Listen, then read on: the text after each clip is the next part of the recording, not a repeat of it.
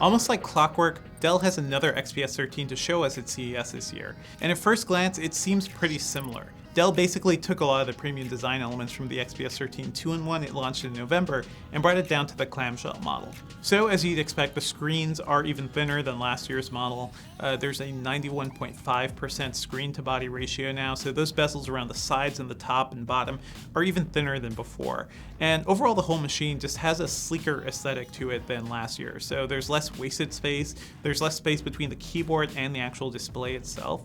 And if you didn't like the maglev keyboard Dell debuted in the XPS 13 2-in-1, you can rest easy because they actually brought back the older style from the XPS 13. So these keys have a lot of travel for something so thin, and that's pretty impressive.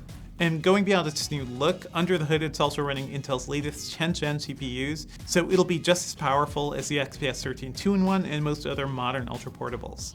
One interesting note here, Dell isn't bringing over the 6-core Intel chip that came over to the XPS 13 last year. If you want that more powerful chip, you can still order it, but you'll be getting last year's design of the XPS 13 and not this nice, newer, more modern look.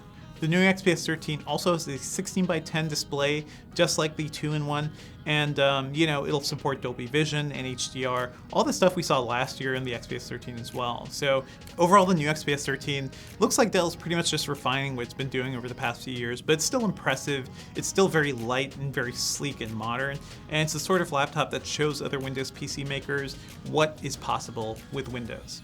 Honestly, it's tough to tell where they can go from here, aside from taking away bezels completely.